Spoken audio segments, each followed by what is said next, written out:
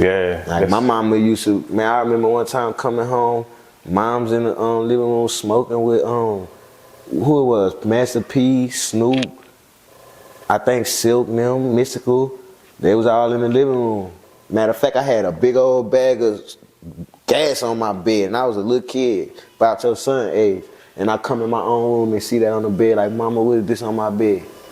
Like, I just remember all this stuff growing up, you know. That's crazy. And then when you living in it, you don't even realize how big it is, how. Fam, never realized how big it was. I didn't rap or none of that. Like, Facts. You know what I'm saying? Just even knowing I had a famous cousin, Mystical, or my mama was hanging around all these different people. Like, I was never interested in no music or none of that. I wanted to be in the NBA, bro.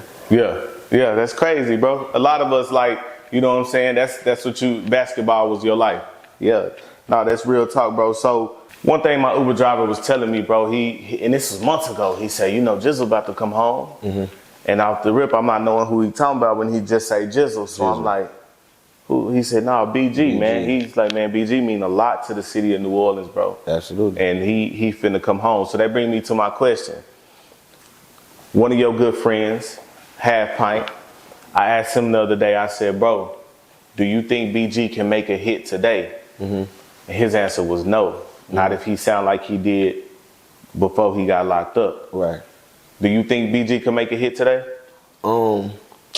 Man, so I feel like he gonna drop music and sustain his career. Like, I don't feel like he chasing no hit like these new artists. He ain't chasing no new career. He ain't finna drop no debut album. This man done sold records since, you know, in the times where CDs selling records was selling records. Yeah, right? So he solidified. So he gonna come home and eat. And then I'm gonna say he might do come out with a hit, bro. Like, all he needs is a Drake song or something easy like that. Like, that's crazy. That's what Pint said. He say he could see Drake getting him on a crazy feature just cause it's him. Man, but then you gotta think about this. Like, think about all the new street people that looked up to Cash Money. Like, I seen Finesse in the studio with BG. Like, one of these new street artists, like Moneybagg, or like one of these new street artists gonna pay homage to that man and throw that man a bone cause he real. Like, it ain't always about the music. You know what I'm saying? He gonna get a hit cause he BG. Facts.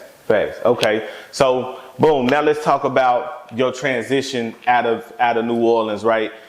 Katrina happened, and I've actually seen home footage from one of my partners. He showed me some home footage, bro, of where he was on top of his roof, bro, and it looked like maybe this much water, bro. Was you there in the city when it happened? I was in the process of leaving. So let me ask you this, because I didn't watch hours of just documentaries, even still to this day, bro, about that happening, bro. And from what it looked like, was half the city not taking it serious? Majority of the city. Oh, wow, okay. More than half the city. But your people, y'all was like, nah. We ain't take it serious neither. We was leaving at the last minute. Like, we damn near didn't get up out of there. But that's why I say we didn't take it serious until we realized it was. We were trying to get up out of there at the last minute. Facts. One of my friends told me before, because I asked him about that, and he said, well, this the thing, bro. You got to realize every year since I was a baby, we've been supposed to have a big bad hurricane that come through, and then it'll always soften up by the time it hit land. Mm-hmm. Is that why people didn't take it serious? Probably so. Like I said, I was still a kid. I was in 6th grade. That's right. I'm hearing hurricane. I'm hearing evacuate. I'm hearing whatever I'm hearing. They ain't got nothing to do with me. My people gotta do that. Right. So I ain't really understanding until it was going on, and now I'm watching the news, and we in hotel rooms in random places in the middle of nowhere, and it was kind of like how the pandemic just happened. It's like when that happened, it was like life ain't never gonna go back to normal, or never go back to how it was, or life as we know it ain't, from this point on, ain't never gonna be the same. Wow. You know? So that was like a pandemic before a pandemic.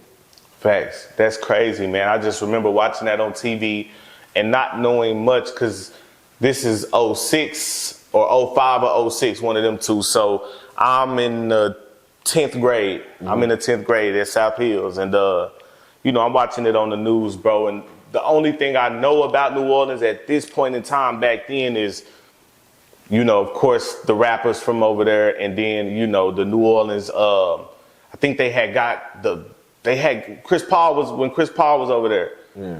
That's all I knew about New Orleans. So I didn't know. The Hornets? Yeah, the Hornets, exactly. So I can just remember the first wave hitting Fort Worth, bro. It was crazy, man.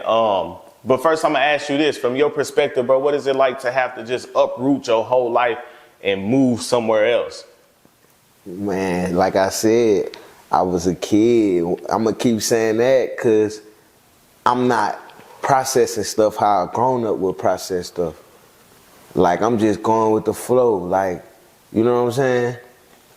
I'm gonna say this though, this was probably my first time getting to really just move in with my mama. Like, at 12 years old, 6th grade, this was like, all right, you with your mama now. You know what I'm saying? So I was with my mama. The first place we went was Missouri, Belton, Missouri.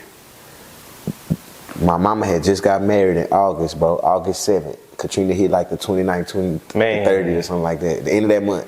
My mama had just got married. He was in the military. So we had got stationed Belton, Missouri, so we were there first. Then we wound up getting stationed in North Carolina. That's where he originally from. That's where I started hooping for the first time. Then he got stationed in Oklahoma City, Tinker Air Force Base. So that's where we was at. So they broke up, was finna get a divorce. We left his house. Man, dude was gone at work. My mama sold everything in the house and was like, we about to go. And we left. We was on our way back to New Orleans and we stopped in Texas at a relative house for a restroom break and wound up just staying. Wow. So you say, okay, yeah. She had a house and she let us stay at the house. Wow. That's love, bro. That's love. So, and you say this is around 2000 and... Okay, so Katrina hit in 05. I get here in, I'm going to say the end of 07. The end of 07. The year when Pimp C died. Okay, yeah, that's I had heard on the radio, I had just got here, I had heard on the radio he had died. Right. I listened to the radio at the time. Okay. So, that's crazy. So it took you a little bit to get here. You had went other places before you actually got here. So you didn't 2 years, here. I went, matter of fact, now I'm finna mess your head up. I came to Fort Worth first. It was the first place we went, but we just was staying in a hotel. We wasn't there permanently. Somebody just had paid for me and my mama. See, my mama pretty, so people was looking out for her. They paid for a hotel for me and my mama. Then we got stationed. So it took 2 years to wind up in the same city where we first went to. That's crazy. That's wild, bro. And that wasn't planned either. Right. So, boom. I don't know if you've ever heard about this, bro, but do you know what was going on here in Fort Worth when the first wave of people from New Orleans came? Mm-mm. Man, bro, it was busting. Something like the fighting and stuff? Yeah. Oh, yeah, I was part of it. Oh, yeah. Okay. So, from my perspective, and this is the reason why I asked this, I positioned that question a certain way on purpose, because I think for me, I was one of the few people that realized that, hey, man, these people ain't gonna be in a good mood. You see what I'm saying?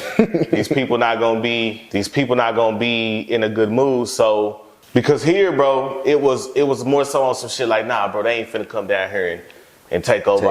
You know what I'm saying? You know, cause you would even hear shit like, cause it didn't get to South Hills like that. But I'm from Forest Hill, so I'm supposed to go to Wyatt. So I'm hearing from all my partners that, man, these boys, they done came full force.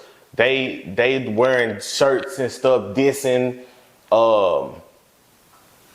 New Texas or something like that, bro.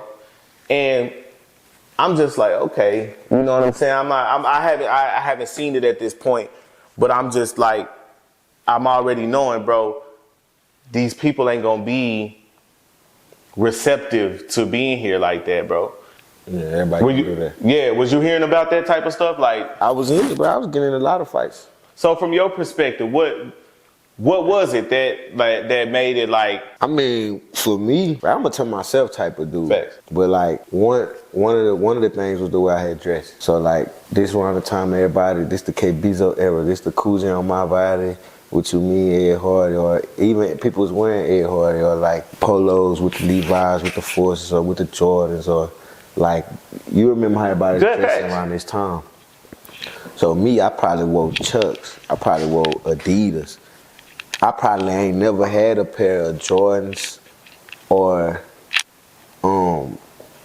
man, like, I was just wearing stuff that in New Orleans we wear. We in a different culture now. They talking about how you dress. Right. And they Love the think you hot broke. side. Yeah, they think you broke or think you just, they talk about how you dress. So the hot side thing. So that's one thing. What else I was finna say? I had started my dreads around this time. And see, they long now, but like, I remember at the time I started them, everybody didn't know what that was. I understand that. We talking about 15 years ago in Texas. The beginning of dreadlocks. It was like, what is that in your head? So, in my city, this normal. But bringing it down here, they like, what is that? I mean, if the girls like the way we talk or just whatever, and it was probably hating.